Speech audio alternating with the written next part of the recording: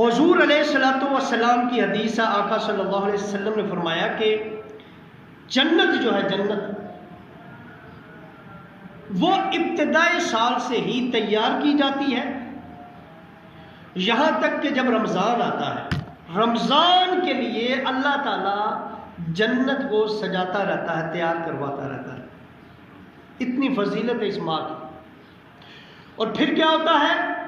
پھر حضور نے فرمایا، یہ بہقی شریف کی حدیث ہے، ابن عمر رضی اللہ تعالیٰ عنہ روایت فرماتے ہیں، پھر حضور فرماتے ہیں کہ پھر جنت کے پتوں سے ایک ہوا چلتی ہے عرش کے نیچے حور عین پر، حور عین پر وہ ہوا چلتی ہے، اور پھر وہ حور اللہ کو حور مخاطب کر کے کہتی ہے، حوریں اللہ کو مخاطب کر کے اللہ کی بارگاہ میں عرض کرتی ہیں، یا باری تعالیٰ، یا الہ العالمین، تو اپنے بندوں میں سے ان کو ہمارے لیے شور بنا، ہمارے خاوند بنا، ہمارے ہسبینڈز بنا، ان مردوں کو جن سے ہماری آنکھیں ٹھنڈی ہوں اور ان کی آنکھیں ہم سے ٹھنڈی ہوں۔ یعنی حوروں سے ہماری آنکھیں ٹھنڈی ہونا تو بجا ہے، حوریں کیا کہہ رہی ہیں؟ ان سے ہماری آنکھیں، حوروں کی آنکھیں بھی روزے داروں سے ٹھنڈی ہوں گی۔ حدیث ہے، اس کا مذاق تو نہیں اڑانا چاہیے۔ بعض اوقات جنت کی حوروں کا ذکر کیا جائے، کچھ لوگ نعوذ باللہ اس کا مذاق اڑاتے ہیں، جو انتہائی گناہ ہے۔ بعض لوگ جنت کا مذاق اڑاتے ہیں، گناہ ہے۔ بعض لوگ یعنی جو بھی ہمارے اسلامی شعار ہیں ان کا مذاق اڑاتے ہیں، کامیڈی جو کرتے ہیں وہ لوگ اکثر مذاق اڑا دیتے ہیں، حالانکہ ان کو پتہ ہی نہیں ہے، اس کو چھیڑنا ہی نہیں چاہیے دینی معاملات کو، اس لیے کہ بعض اوقات ایسا مذاق ہو جاتا ہے جو دار اسلام سے خارج کر دیتا ہے، ایسی توہین ہو جاتی ہے۔ توہین کے لیے جنت کو نہ استعمال، کامیڈی کے لیے جنت کی توہین نہیں کر سکتے، کامیڈی کے لیے جہنم کی توہین نہیں کر سکتے۔ نعوذ باللہ ایک کلپ میں نے سنا، فیس بک پہ چلا ہوا تھا، اس نے یہ کہا، اور اس کو اللہ تعالیٰ اے جنت بھی جاسی، اے جنت بھی کسی جیل بھی چوسی، جنت میں بھی کسی جیل میں ہوگا۔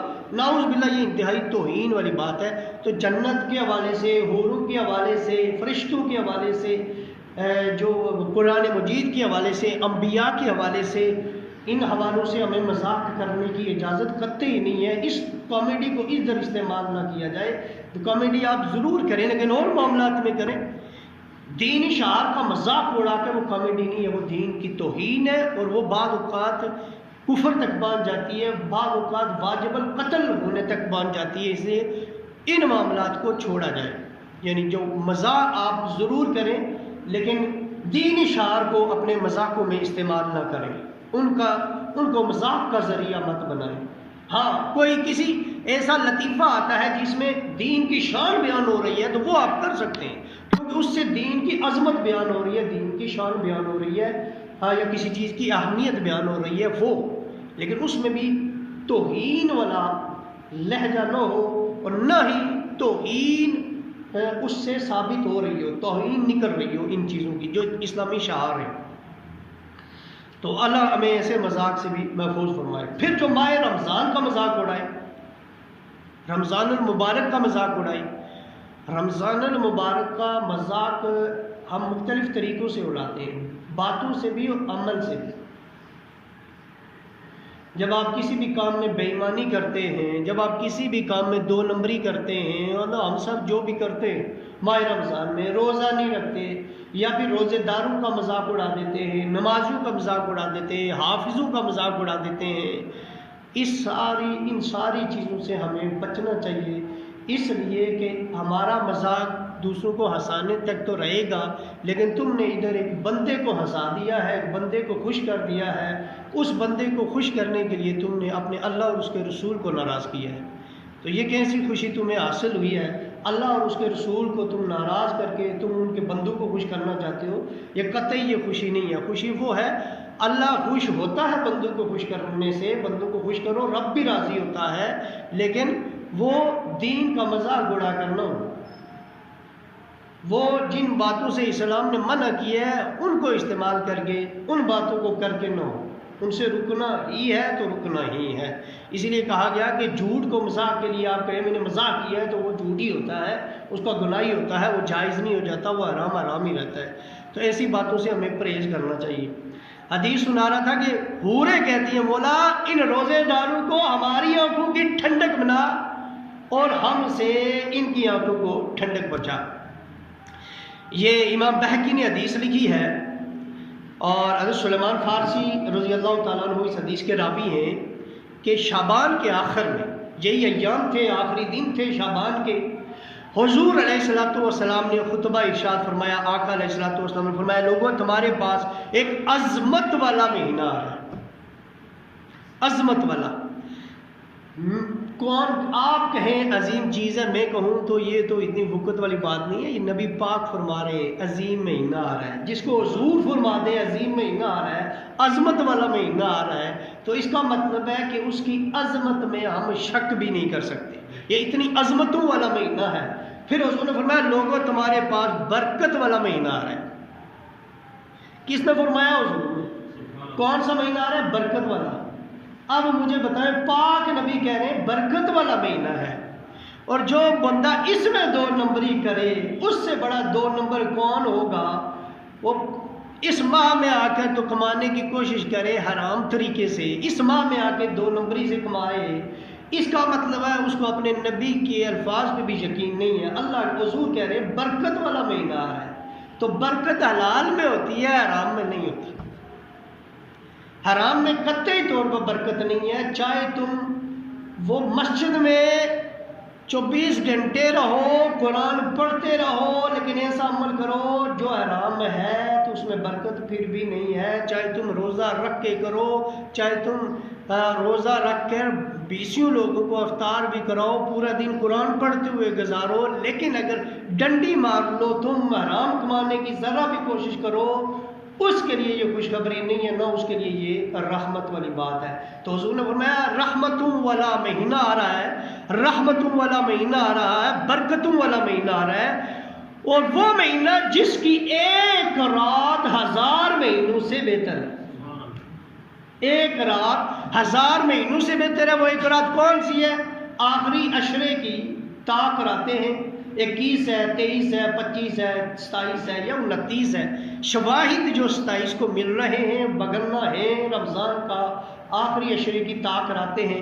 جو 1 رات ایسی آتی ہے 1000 مہینوں سے افضل ہوتی ہے، 1000 مہینوں پہ وہ بھاری ہوتی ہے. اتنی فضیلت والی رات اللہ تعالیٰ ہمیں ماہ رمضان کے آخری عشرے میں عطا فرماتا ہے. پھر حضور نے فرمایا، حدیث تھوڑی بڑی ہے، پھر حضور نے فرمایا، آقا علیہ الصلوۃ والسلام نے فرمایا کہ اس ماہ کے روزے تم پر فرض کر دیے گئے ہیں. دن کو روزہ رکھا کرو، رات کا جو قیام ہے وہ تمہارے لیے سنت ہے، اور اس میں رات کا قیام نماز پڑھا کرو تطوع ہے. اور فرمایا جو اس میں عام نیکی کرے گا، یعنی نفلی نیکی، سنت نیکی، عام نیکی کرے گا، اس کا ثواب فرضوں کے برابر اللہ عطا کرے گا. دیگر جو مہینے ہیں غیر رمضان، جو مہینے ہیں غیر رمضان یعنی رمضان کے علاوہ جو مہینے، ان 11 مہینوں میں جو آپ نفلی کام کرتے ہو، اس مہینے میں اسی کام کا فرضوں کے برابر ثواب ملے. اور اس مہینے میں جو فرض کرتے ہو اس میں نفل اتنا بڑا اللہ ثواب عطا کرتا ہے. اور حضور نے فرمایا جو اس میں 1 فرض ادا کرے گا وہ غیر رمضان کے 70 فرضوں کے برابر اللہ اجر عطا کرتا ہے. 70 فرض بڑھ جاتے ہیں. اس 1 مہینے میں کوئی فرضوں میں کوشش کرے بندہ کوتا ہی نہ ہو. لوٹ سیل لگی ہوئی ہے. بھائی مجھے ایک بات کہیں، جب آپ کو 1 مہینے میں بندہ کہے یہ 1 مہینہ ہے، اس میں تم 1 روپیہ دو، میں تمہیں 70 روپے بڑھا کے دوں گا. سود تو حرام ہے، لیکن اگر اتنا منافع کوئی دینے پہ تیار ہو جائے کاروبار میں، 1 کے بدلے 70 دے، وہ پاگل ہی ہوگا جو ایسے کاروبار میں حصہ نہ لے. تو وہ پھر مومن نہیں ہوگا جو ایسے کاروبار میں حصہ نہ لے. یہ اللہ تعالیٰ کا کاروبار ہے، اللہ کے ساتھ کیا کریں کہ یہ کیا ہے، 1 فرض ادا کرے اللہ تمہیں 70 فرضوں کا ثواب عطا کرے گا. پھر حضور نے فرمایا یہ مہینہ صبر کا مہینہ ہے.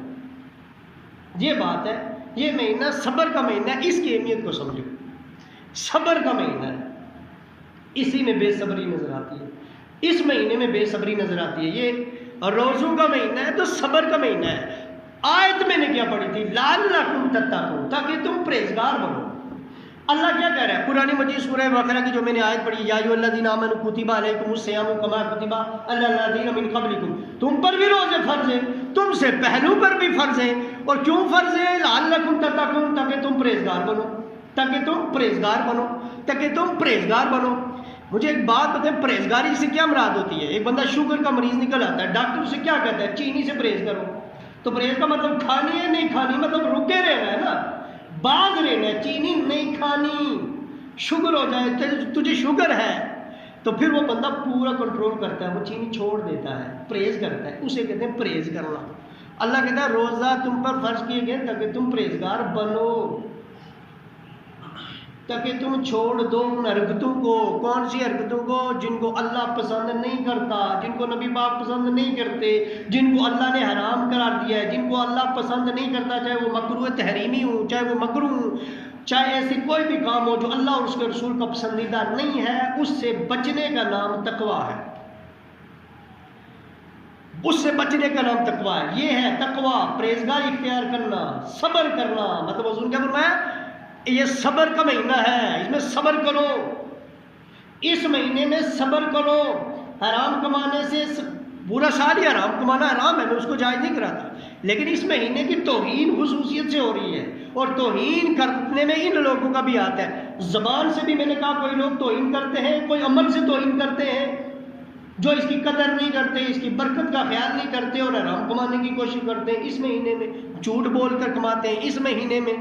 تو یہ صبر تو نہیں نہ کر رہے، پھر یہ تو بے صبرے ہیں، بے صبرے ہیں، اور اتنے بے صبرے ہیں، کہتے ہیں بس یہ مہینہ ہے کمائی کا، خوب کما لوں، صبر ہوتا نہیں ہے۔ نہیں جی، اتنے گاہک آ رہے ہیں اور لوٹ سیل لگی ہوئی ہے ان کی 2 نمبری کی، حالانکہ یہ مہینہ نیکیوں کی لوٹ سیل والا ہے۔ تو پھر کیا ہوتا ہے؟ بندہ 2 نمبری اس مہینے میں کام کرتا ہے، تو مجھے بتائیں اس کا روزے رکھنے کا کیا فائدہ؟ حضور نے کیا فرمایا تھا؟ ایسے بندے کے بھوکے اور پیاسے رہنے سے اللہ کو کوئی غرض نہیں ہے، جو اس مہینے میں پھر بھی اپنی ان چیزوں کا خیال رکھ۔ برکتیں تو بھائی ایمانداری کے اندر ہیں، بے برکتی اور برکت نہیں ملے گی تم بے ایمانی کر کے اگر مال کمانا چاہو۔ ایک دکاندار کی بات نہیں، کسی بھی شعبے میں ہمیں اس ماہ میں، ویسے اس کے علاوہ بھی تو جائز نہیں، لیکن اس مہینے کی عزت اور احترام کی بھی بات ہے، اس کی توہین مت کیا کرو۔ یہ اس کی توہین ہے کہ جب آپ اس مہینے میں روزہ رکھ کر، روزے کی توہین ہے، اس ماہ مقدس کی تقدس کا خیال نہیں ہے۔ اس لیے یہ مہینہ حضور نے فرمایا صبر کا ہے، تو صبر کر لیا کرو۔ صبر کا مطلب یہ ہے منہ پہ بھی صبر ہو، زبان پہ بھی صبر ہو، دماغ پہ بھی صبر ہو، دل پہ بھی صبر ہو، خالی پیٹ پہ ہی صبر ہو، پیٹ پہ بھی صبر ہے، یعنی کھانے اور پینے سے صبر۔ اور پھر یہ بات بھی دیکھیں، جب کھانے اور پینا ایک جائز سی بات ہے، عام دنوں میں جائز، کون سا معنی ہے؟ کھانا پینا ثواب کا کھانا بننا، اللہ کی رضا کے لیے کھائے، اس کے حلال مال سے کھائے، لیکن کیا رمضان میں کوئی حلال چیز حلال مال سے محنت کر کے کمائی ہو پھر بھی حرام، پھر بھی آپ کو روزے کی حالت میں رکھیں گے تو وہ روزہ ٹوٹ جائے گا، جائز تو نہیں ہے۔ تو وہ آپ نے محنت سے کی، مشقت سے کمایا، محنت کر کے کھانا لایا، پر 12 بجے آپ نہیں کھا سکتے، بے شک جتنی بھوک لگی ہوئی ہو، اس لیے کہ جن کو چھوٹ ہے وہ تو میں نے آیت میں بیان کر دیے۔ تو یہ کیا چیز سکھاتی ہے؟ صبر۔ یہ ہمیں ٹریننگ ہو رہی ہے، ٹیوننگ ہو رہی ہے، ٹریننگ، بلکہ دونوں کام ہو رہے ہیں۔ اب استاد جو بھرتی ہوتے ہیں تو پہلے کیا ہوتا ہے؟ ان کے لیے ٹریننگ ہوتی ہے، فوج میں جاتا ہے تو ٹریننگ ہوتی ہے، پولیس میں جاتے ہیں تو ٹریننگ ہوتی ہے، کسی بھی جاب کے لیے جاتے ہیں تو پہلے اس کی ٹریننگ دیکھو یا تجربہ دیکھو۔ یہ اللہ تعالیٰ اس مہینے میں آپ کو ٹریننگ کرا رہا ہے۔ کس چیز کی ٹریننگ کرا رہا ہے؟ صبر کی، برداشت کی، تقویٰ کی۔ یہ 1 مہینہ ٹریننگ کرو، پورا سال اس ٹریننگ کے مطابق چلو، پھر دوبارہ سے ٹیوننگ ہوتی ہے۔ موٹر سائیکل کی ٹیوننگ کراتے ہیں نا آپ لوگ، گاڑیوں کی ٹیوننگ کراتے ہیں، کچھ عرصے بعد بھی ضرورت پڑتی ہے، تو یہ ہماری ٹیوننگ ہوتی ہے اس مہینے میں۔ یہ ٹریننگ بھی ہے، ٹیوننگ بھی ہے، کہ اس مہینے کے مطابق اس پہ اپنی ٹیوننگ کرو اچھے طریقے سے، پورا سال تم اس کے مطابق چلو گے، زندگی کی گاڑی پھر اس کے مطابق چلے گی۔ لیکن ہم اس 1 مہینے میں اگر اس مہینے کا تقدس کا خیال نہیں کرتے تو پھر پورا سال پھر ہمارے وہی بات رہتی ہے کہ ہم، حالانکہ اس مہینے میں اللہ تعالیٰ نے شیطان کا بوجھ بھی تم سے ہٹا دیا، شیطان کا غلبہ بھی ہٹا دیا۔ اب ایک ہی آپ کا اپنا نفس ہے، کہا صبر۔ میں حضور کی اس حدیث میں وہاں رکا ہوں، حضور کا صبر کا مہینہ ہے، تو صبر سے یہ باتیں یاد آ رہی ہیں، آپ کس پہ صبر کر رہے ہیں؟ شیطان تو قید ہو گیا، آگے حدیثیں آئیں گی، اس نے کہا شیطان تو بند ہو گیا، شیطان تو ہے نہیں اس مہینے میں۔ اس مہینے میں اب ٹریننگ کرو، کس کی؟ نفس کی، کیونکہ شیطان تمہیں کنٹرول نہیں کرنے دیتا تھا نا، شیطان ہٹ گیا، اب ٹریننگ کرو، اب آپ اپنی ٹیوننگ کریں، اپنے نفس پہ کنٹرول کریں، جہاں تک کہ ایک جائز چیز پہ بھی آپ کو کنٹرول ہو گیا، اپنی خواہشات نفس پہ کنٹرول کرو، اپنے کھانے پینے پہ کنٹرول کرو جو جائز ہے، تو جو ناجائز ہے اس کی کہاں سے اجازت ہے پھر؟ یہ کنٹرول اس مہینے میں کرنا اللہ تعالیٰ آپ کو سکھاتا ہے، وہی قرآن میں بیان کیا گیا لعلکم تتقون، تاکہ تم